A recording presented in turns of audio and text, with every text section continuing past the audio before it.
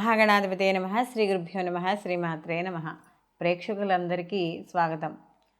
2024-25 సంవత్సరం యొక్క మనం ఫలితాలను తెలుసుకుందాం. ద్వాదశ రాశులవి అయితే మరి మామూలుగా ప్రామాణికంగా చూసుకుంటే ఉగాది మనకి ఈ సంవత్సరాదిగా మనం చేసుకుంటాం. అయితే కొంతమంది 24-25 అంటే ఈ ఆంగ్ల నూతన సంవత్సరానికి సంబంధించిన ఫలితాలు కూడా తెలుసుకోవాలని కొంతమంది ప్రేక్షకులకు ఆసక్తి ఎక్కువగా ఉంటుంది. అలాంటి వారి కోసం ఈ 2024-25 సంవత్సర ఫలితాలు ఇవి నవగ్రహ సంచారాలను అనుసరించి తీసుకోవడం అనేది మామూలుగా జరుగుతుంది మనకి.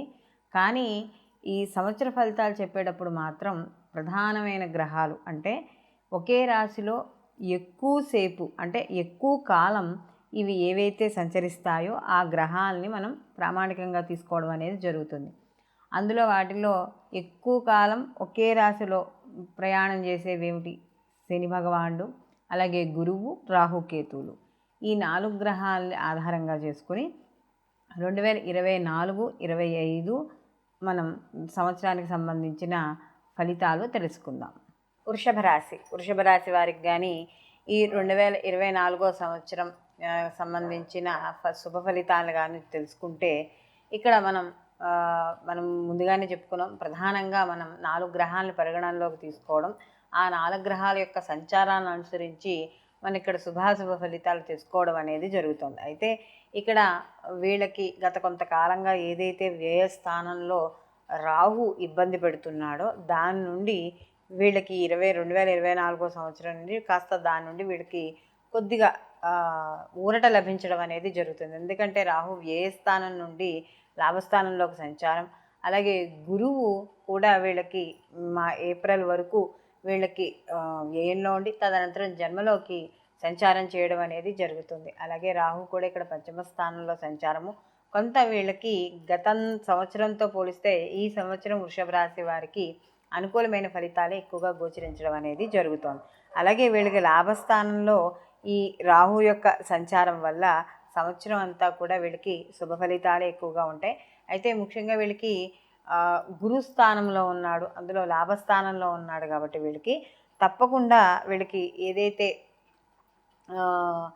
ఇప్పటి వరకు ఏవైతే వాళ్ళకు కోరికలు ఉన్నాయో, లేకపోతే ఏవైతే వ్యాపారపరంగా కావచ్చు, వృత్తిపరంగా కావచ్చు, ఉద్యోగపరంగా కావచ్చు, ఏవైతే లాభాలు పొందాలని అనుకుంటున్నారో అవన్నీ కూడా ఈ సంవత్సరం పొందడం అనేది జరుగుతుంది. అయితే ఇక్కడ రాహు విషయానికి వచ్చినప్పుడు మనకి కొద్దిగా ఈయన మాయాజాలకుడు, కొద్దిగా అంటే అధర్మానికి కొద్దిగా పెద్దపీట వేసేవాడు కాబట్టి కొంత వ్యాపారపరంగా మధ్య మధ్యలో ఈ జిమ్మిక్కులు లేకపోతే ఏవో కాస్త చిన్న చిన్న తప్పులు జరిగి వాటి ద్వారా లాభాలు పొందడం అనేది కూడా జరుగుతుంది. అంటే ఖచ్చితంగా చెప్పాలంటే అన్యాయంగా వచ్చే ధనార్జన అనేది ఎక్కువగా ఉంటుంది.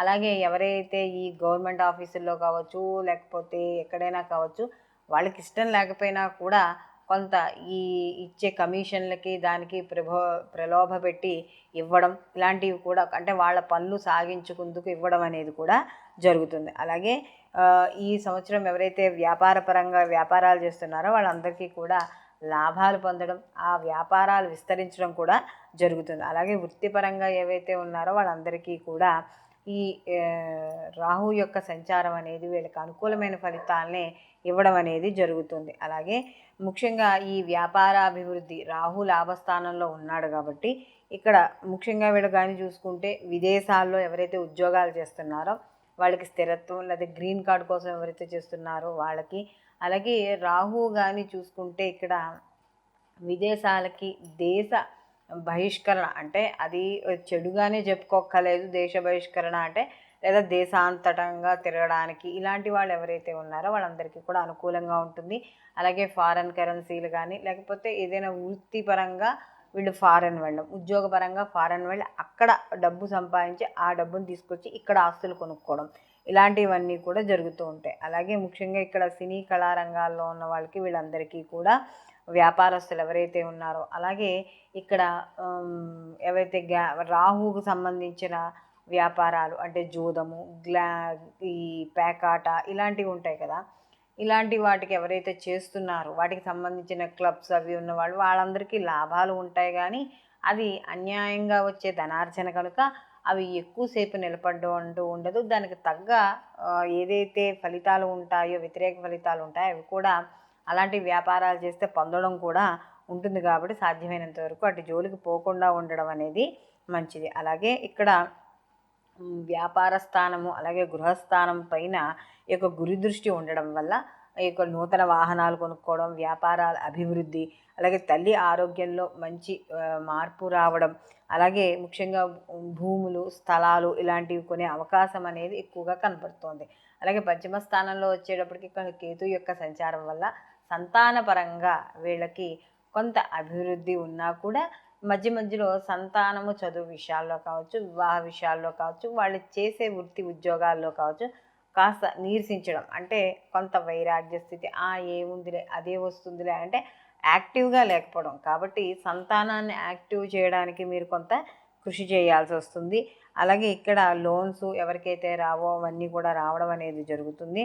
ఆ రాజకీయ రంగాల్లో ఎవరైతే ఉన్నారో వాళ్ళందరికీ కూడా అనుకూలంగా ఉంటుంది. వాళ్ళకి సంబంధించిన ఏవైతే వాళ్ళ పరంగా పరిధిలో ఏవైతే సమస్యలు ఉన్నాయో ఆ సమస్యలన్నీ కూడా తీరడం అనేది జరుగుతుంది. అలాగే ఇక్కడ రాజకీయ పరంగా చూస్తే ఇక్కడ ఇంకొంచెం ఏంటంటే కాస్త ఇదివరకు పదవుల కోసం ఎవరైనా ఆశించి ఉంటే ఆ పదవులు కూడా వాళ్ళకి రావడం అనేది జరుగుతుంది. వివాహాది శుభ కార్యక్రమాలు అనేవి కూడా జరుగుతాయి. అలాగే వివాహం కాని స్త్రీలు కానీ పురుషులు కానీ ఎవరైనా ఉంటే ఎప్పుడైతే గురువు మారుతాడు, అంటే ఇప్పటివరకు గురువు వ్యయంలో ఉన్నాడు, గురువు ఎప్పుడైతే మారుతాడో రాహు కూడా మారిపోయాడు కాబట్టి వీళ్ళకి కాస్త అనుకూలంగా ఉంటుంది అని ఖచ్చితంగా మనం చెప్పుకోవచ్చు. అలాగే ఇక్కడ ముఖ్యంగా ఎవరైతే విద్యార్థులు ఉన్నారో విద్యార్థులు వాళ్ళకు కూడా చాలా అనుకూలంగా ఉంటుంది. ఈ రాశిలో ఎవరైతే స్త్రీలు ఉన్నారో ఆ స్త్రీలు వాళ్ళు చేసే వృత్తి ఉద్యోగ వ్యాపారాల్లో కావచ్చు, వాళ్ళ క్రియేటివిటీ అంతా కూడా మీ ఏదైతే ఉందో దాన్ని సమాజం గుర్తించడం, మంచి గుర్తింపు లభించడం, పై ఉన్నతాధికారులు ఇప్పటివరకు ఏవైతే ఒత్తిళ్ళు ఉన్నాయో ఆ ఒత్తిళ్ళు తగ్గడం ఇవన్నీ కూడా జరుగుతాయి. అలాగే ఈ వృషభ రాశి వారికి స్త్రీ పురుషులిద్దరికీ కూడా ఆరోగ్య విషయాల్లో అనుకూలంగా ఉంటుంది. అయితే మధ్య మధ్యలో ఈ క్లైమేట్ చేంజ్ వల్ల వచ్చే చిన్న చిన్న వైరల్ ఫీవర్లు అలాంటివే తప్ప పెద్దగా ఈ సంవత్సరం మిమ్మల్ని ఎక్కువగా బాధించేదంటూ ఏమీ ఉండదు.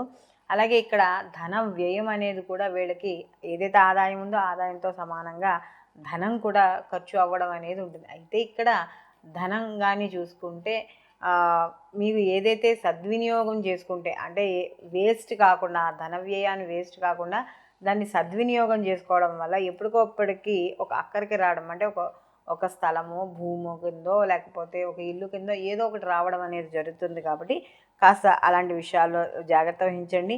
మొత్తం మీద ఈ రాశిలో ఉన్న వాళ్ళందరికీ కూడా వృషభ రాశిలో ఉన్న స్త్రీ పురుషులకి వాళ్ళకి ఆరోగ్య విషయాల్లో కావచ్చు, వృత్తి ఉద్యోగ వ్యాపారాల విషయాల్లో కావచ్చు, విద్యార్థులకు కావచ్చు, అందరి రంగాల్లో ఉన్న వాళ్ళందరికీ కూడా శుభ ఫలితాలు ఎక్కువగా గోచరించడం అనేది జరుగుతోంది. ఎప్పుడైతే గురువు కానీ మే నుంచి మారుతాడో అప్పుడు ఇంకా అద్భుతమైన ఫలితాలు పొందడం అనేది జరుగుతోంది. కాబట్టి ఈ సంవత్సరంలో మీరు కొత్త పనులు ఏమైనా చేపట్టాలనుకుంటే నిరభ్యంతరంగా మొదలు పెట్టుకోవచ్చు.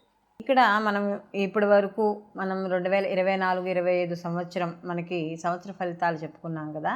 ఇవి ఉగాదితో సంబంధం లేకుండా కేవలం ఆంగ్ల నూతన సంవత్సర పరంగా మనం చెప్పుకునే ఈ సంవత్సర ఫలితాలు. అయితే ఈ వీటితో పాటు వీళ్ళు జన్మజాతక ఫలితాలు, అంటే వ్యక్తిగతంగా వాళ్ళు ఏ సమయంలో వాళ్ళు జన్మించారో ఆ వ్యక్తిగత జాతకాలు ఉంటాయి కదా, ఆ వ్యక్తిగత జాతకాలు మాత్రం తప్పకుండా పరిశీలనలోకి తీసుకోవాలి. అంటే వీటిల్లో ఏవైనా, అంటే జన్మజాతకంలో ఏవైనా కొంత అనుకూలత లేకపోయినా కూడా ఇక్కడ గోచార ఫలితాల్లో అనుకూలంగా ఉన్నప్పుడు శుభ ఫలితాలు పొందడం అనేది కొంతవరకు జరుగుతుంది. అలాగే గోచారంలోనూ సరిగ్గా లేకుండా జన్మజాతకము సరిగ్గా లేకపోతే కొద్దిగా అశుభ ఫలితాలు ఎక్కువగా, అంటే ప్రతికూల ఫలితాలు ఎక్కువగా పొందడం అనేది జరుగుతుంది. కాబట్టి ఈ గోచార ఫలితాలే కాకుండా జన్మజాతక ఫలితాలు పరిశీలించుకోవడం వల్ల ఎటువంటి నియమాలు పాటించాలి, అలాగే ఎటువంటి పరిహారాలు చేసుకోవాలి అనేది మనకి కూలంకుషంగా ఒక జాతకం ద్వారా తెలుస్తుంది. కాబట్టి తప్పకుండా ఈ గోచార ఫలితాలతో పాటు జన్మజాతక ఫలితాలు కూడా